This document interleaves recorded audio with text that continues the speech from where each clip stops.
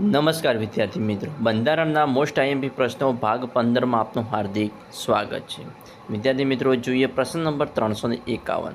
સંઘ યાદીમાં કાયદો ઘડવાની સંપૂર્ણ સત્તા કોની પાસે હોય છે?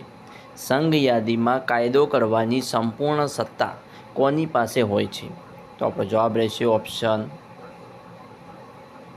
ઓપ્શન એ, સંસદ પાસે. સંઘ યાદીમાં કાયદો ઘડવાની સંપૂર્ણ સત્તા સંસદ પાસે હોય છે. નેક્સ્ટ પ્રશ્ન, ભારતીય બંધારણનો 73 અને 74મો બંધારણીય સુધારો કયા રાજ્યને લાગુ પડતો નથી? ભારતીય બંધારણનો 73 અને 74મો બંધારણીય સુધારો કયા રાજ્યને લાગુ પડતો નથી? તો આપણો જવાબ રહેશે ઓપ્શન સી, નાગાલેન્ડ રાજ્યને લાગુ પડતો નથી. ભારતીય બંધારણનો 73 અને 74મો બંધારણીય સુધારો નાગાલેન્ડને લાગુ પડતો નથી. નેક્સ્ટ પ્રશ્ન,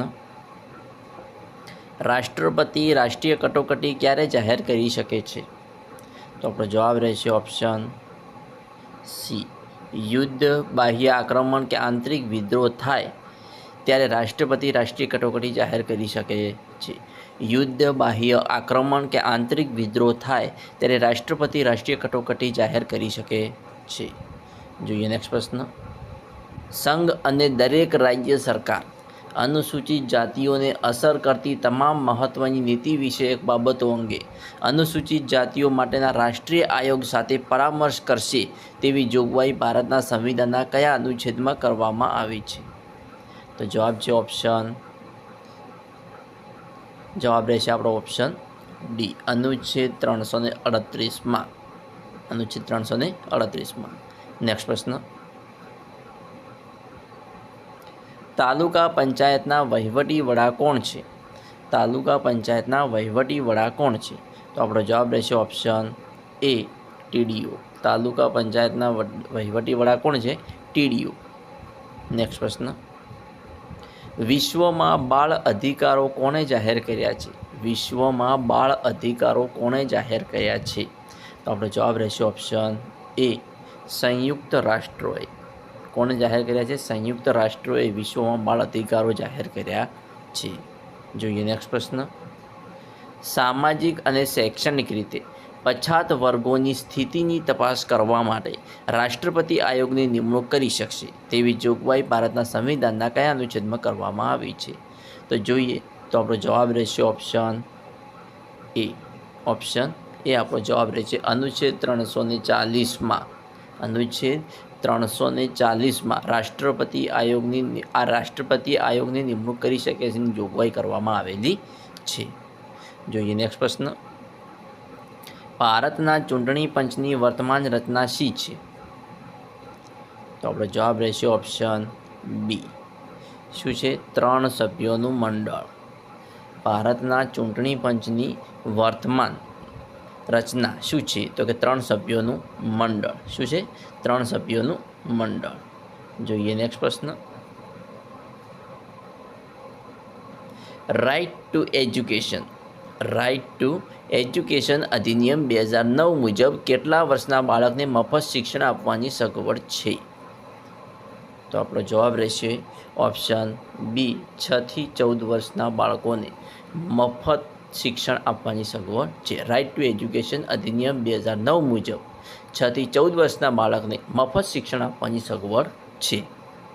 જોઈએ નેક્સ્ટ પ્રશ્ન, કોઈપણ વ્યક્તિને ધર્મ, જાતિને કારણે નીચેના પૈકી કયા સ્થળે પ્રવેશ રોકી શકાય છે? તો વિદ્યાર્થી મિત્રો, આપણો જવાબ રહેશે ઓપ્શન ડી, ઉપરોક્ત એક પણ નહીં. કોઈપણ વ્યક્તિને ધર્મ, જાતિને કારણે કોઈપણ જગ્યાએ પ્રવેશ રોકી શકાય નહીં. જોઈએ નેક્સ્ટ પ્રશ્ન, ભારતના બંધારણનો અનુચ્છેદ 1 પૈકી 1 શું કહે છે? અનુચ્છેદ 1 પૈકી 1 શું કહે છે? ભારતીય બંધારણનો અનુચ્છેદ 1 પૈકી 1 શું કહે છે? તો જવાબ છે ઓપ્શન બી, ઇન્ડિયા અર્થાત ભારત રાજ્યોનો સંઘ રહેશે. ઇન્ડિયા અર્થાત ભારત રાજ્યોનો સંઘ રહેશે. જોઈએ નેક્સ્ટ પ્રશ્ન, રાજ્ય નીતિના નિર્દેશક સિદ્ધાંતોને શાની અપેક્ષા છે? રાજ્યનીતિના સિદ્ધાંતોને નિર્દેશક સિદ્ધાંતોને શાની અપેક્ષા છે? તો જવાબ રહેશે આપણો ઓપ્શન સી, સંવિધાનને સામાજિક પરિવર્તનનું ધ્યાન બનાવવાનું. રાજ્યનીતિના નિર્દેશક સિદ્ધાંતોને સંવિધાનને સામાજિક પરિવર્તનનું સાધન બનાવવાની અપેક્ષા છે. જોઈએ નેક્સ્ટ પ્રશ્ન. અનુસૂચિત જાતિ રાષ્ટ્રીય પંચની રચના કયા અનુચ્છેદ હેઠળ કરવામાં આવી છે? તો આપણો જવાબ રહેશે ઓપ્શન એ, અનુચ્છેદ 338 હેઠળ. અનુસૂચિત જાતિ રાષ્ટ્રીય પંચની રચના અનુચ્છેદ 338 હેઠળ કરવામાં આવી છે. જોઈએ નેક્સ્ટ પ્રશ્ન.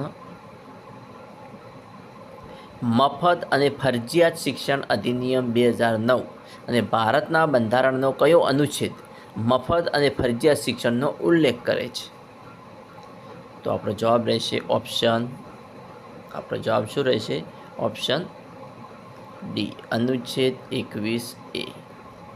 અનુચ્છેદ 21A મફત અને ફરજિયાત શિક્ષણ અધિનિયમ 2009 અને ભારતના બંધારણનો અનુચ્છેદ 21A એ મફત અને ફરજિયાત શિક્ષણનો ઉલ્લેખ કરે છે. જોઈએ નેક્સ્ટ પ્રશ્ન. ભારતમાં પંચાયતી રાજ વ્યવસ્થા નીચેનામાંથી કોઈ એક બાબત પર આધારિત છે? પંચાયતી રાજ વ્યવસ્થા નીચેનામાંથી કોઈ એક બાબત પર આધારિત છે? તો આપણો જવાબ રહેશે ઓપ્શન સી, રાજ્યના માર્ગદર્શક સિદ્ધાંતો પર આધારિત છે. ભારતમાં પંચાયતી રાજ વ્યવસ્થા રાજ્યના માર્ગદર્શક સિદ્ધાંતો પર આધારિત છે. જોઈએ નેક્સ્ટ પ્રશ્ન. ગુજરાતમાં લોકસભાની કેટલી બેઠકો છે? ગુજરાતમાં લોકસભાની કેટલી બેઠકો છે? તો આપણો જવાબ રહેશે ઓપ્શન ડી, 26. ગુજરાતમાં લોકસભાની 26 બેઠકો છે. નેક્સ્ટ પ્રશ્ન. કઈ યોજના મુજબ શહેર અને ગ્રામ્ય વિસ્તારના જરૂરિયાતમંદ મધ્યમ વર્ગના ગરીબ કુટુંબોને વ્યાજબી ભાવથી અનાજ આપવામાં આવે છે? તો આપણો જવાબ રહેશે ઓપ્શન સી, મા અન્નપૂર્ણા યોજના હેઠળ. કઈ? મા અન્નપૂર્ણા યોજના હેઠળ જાહેર અને ગ્રામ્ય વિસ્તારના જરૂરિયાતમંદ મધ્યમ વર્ગના ગરીબ કુટુંબોને વ્યાજબી ભાવથી અનાજ આપવામાં આવે છે. જોઈએ નેક્સ્ટ પ્રશ્ન. ભારતના બંધારણના પ્રારંભથી પ્રત્યેક વ્યક્તિ ભારતનો નાગરિક હશે જેનો વસવાટ ભારતના પ્રદેશમાં હશે અને ખાલી જગ્યા. વિદ્યાર્થી મિત્રો, આપણે વાક્ય પૂર્ણ કરવાનું છે. તો આપણો જવાબ રહેશે ઓપ્શન ડી, ઉપરોક્ત તમામ. એટલે કે ભારતના બંધારણના પ્રારંભથી પ્રત્યેક વ્યક્તિ ભારતનો નાગરિક હશે જેનો વસવાટ ભારતના પ્રદેશમાં હશે અને જે ભારતના પ્રદેશમાં જન્મ્યો હશે, તેના માતા પિતામાંથી કોઈનો જન્મ પણ ભારતમાં થયો હોય તે પણ ભારતનો નાગરિક હશે, જેઓ તેના બંધારણના પ્રારંભથી શરૂઆતના તુરંત પહેલાં 5 વર્ષથી ઓછા ન હોય તેટલા સમય માટે ભારતના પ્રદેશમાં સામાન્ય નિવાસ રીતે રહે છે, તે પણ ભારતનો નાગરિક હશે. જોઈએ નેક્સ્ટ પ્રશ્ન. 74મો સુધારો અધિનિયમ અન્ય કયા નામે ઓળખાય છે? 74મો બંધારણીય સુધારો અધિનિયમ અન્ય કયા નામથી ઓળખાય છે? તો જવાબ રહેશે આપણો ઓપ્શન ડી, નગરપાલિકા અધિનિયમ. 74મો બંધારણીય સુધારો બીજા કયા નામથી ઓળખાય છે? તો કે નગરપાલિકા અધિનિયમ. જોઈએ નેક્સ્ટ પ્રશ્ન. આચાર સંહિતા ક્યારથી લાગુ પડે છે? આચાર સંહિતા ક્યારથી લાગુ પડે છે? તો આપણો જવાબ રહેશે ઓપ્શન સી, ચૂંટણીની તારીખ જાહેર થયા તે સમયથી આચાર સંહિતા લાગુ પડે છે. જોઈએ પ્રશ્ન. ભારતમાં પંચાયતી રાજની શરૂઆત ક્યાંથી થઈ હતી? ભારતમાં પંચાયતી રાજની શરૂઆત ક્યાંથી થઈ? તો જવાબ આવશે ઓપ્શન એ, બગાદરા નાગોર રાજસ્થાનથી થઈ હતી. ભારતમાં પંચાયતી રાજની શરૂઆત ક્યાંથી છે? તો બગાદરા નાગોર રાજસ્થાનથી થઈ હતી. જોઈએ નેક્સ્ટ પ્રશ્ન. ભારતના બંધારણ સંબંધિત કયા વાક્યો સાચા છે? તો આપણો જવાબ રહેશે ઓપ્શન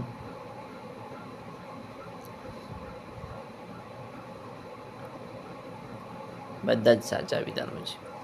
ભારતના બંધારણ સંબંધિત કયા વિધાનો સાચા છે? તો બંધારણનો માળખાકીય ભાગ ભારત સરકારના અધિનિયમ 1935માંથી લેવામાં આવ્યો છે. રાઈટ રહેશે.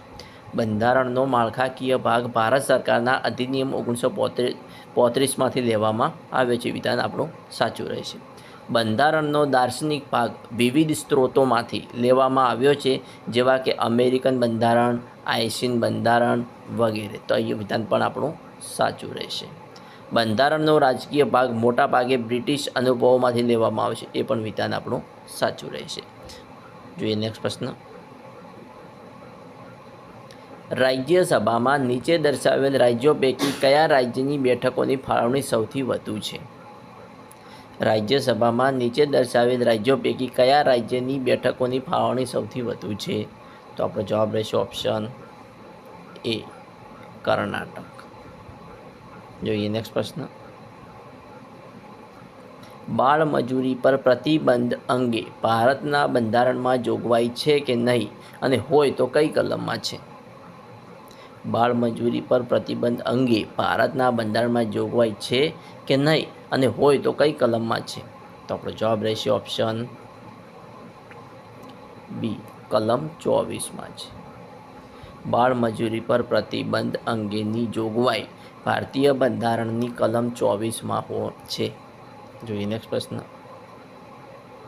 ભારતના સંવિધાનના આમુખમાં વ્યક્તિનું ગૌરવ અને રાષ્ટ્રની એકતા અને અખંડિતતા સુદૃઢ કરે એવી વિકાસવાનો ગંભીરતાપૂર્વક સંકલ્પ કરીને તેને અપનાવવાની જોગવાઈ છે. તો આપણો જવાબ રહેશે ઓપ્શન ડી, બંધુતામાં. ભારતના સંવિધાનના આમુખમાં વ્યક્તિનું ગૌરવ અને રાષ્ટ્રની એકતા અને અખંડિતતા સુદૃઢ કરે એવી વિકાસવાનો ગંભીરતાપૂર્વક સંકલ્પ કરીને તેને અપનાવવાની જોગવાઈ છે. શેમાં? બંધુતા. વિદ્યાર્થી મિત્રો, આવા અવનવા મોસ્ટ એમપી પ્રશ્નો જો અમારી ચેનલને સબસ્ક્રાઈબ કરવાનું અને તમારા મિત્રો સાથે લિંક શેર કરવાનું ના ભૂલતા. Thanks for watching my video.